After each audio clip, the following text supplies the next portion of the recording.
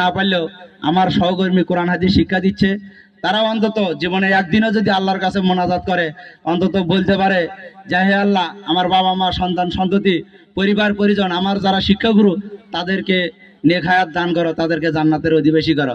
তার কারণ ইহকালে আমরা যা পেয়েছি তার সাথে পরকালের প্রাপ্তিটাই আমাদের শ্রেষ্ঠ প্রাপ্তি।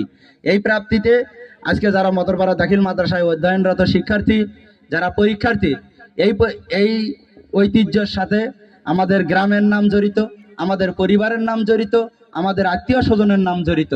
তাই এই যে যত আত্মীয় স্বজন, বন্ধু বান্ধব, আমাদের অভিভাবক, আমাদের এই প্রতিষ্ঠান যারা প্রতিষ্ঠা করে গেছে, তাদের নেক হায়াত যারা পূর্ণ হয় 2025 সালের অন্যান্য সালের পরীক্ষার্থীদের মতো 2025 সালে যারা পরীক্ষা দিয়েছে, তাদের সকলের সুস্বাস্থ্য দীর্ঘায়ু কামনা করছি এবং তাদের যেন একদম A+ সর্বোচ্চ প্রাপ্তি নিশ্চিত হয়। সবাই যেন কৃতকার্য হয়ে পরিবারের, এই গ্রামের, এই যে যারা শিক্ষক শিক্ষিকা মণ্ডলী, গার্জিয়ান, অভিভাবক যারা রয়েছেন, যারা এত কষ্ট করে পরিশ্রম করে তোমাদের পড়াশোনা করাচ্ছে, তাদের মুখ যেন উজ্জ্বল হয়। পরম করুণাময় আল্লাহ তাআলার কাছে এই দোয়া, এই আশাবাদ ব্যক্ত রেখে আমি আমার কথা শেষ করছি। এবারে আমাদের অত্র মতরপাড়া দাখিল মাদ্রাসার সহসভার জনাব আব্দুর রাজ্জাক ব্যাপারী হুজুরকে উপদেশমূলক বক্তব্য রাখার জন্য আহ্বান করছি। সবাইকে ধন্যবাদ। আসসালামু আলাইকুম।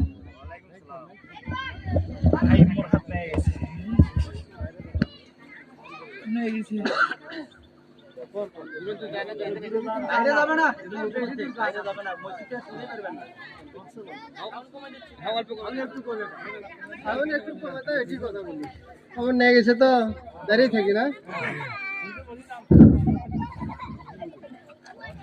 আসসালামু আলাইকুম ওয়া রাহমাতুল্লাহি ওয়া বারাকাতুহু। আরেকটু সাউন্ড। আপনারা সবাই কেমন আছেন?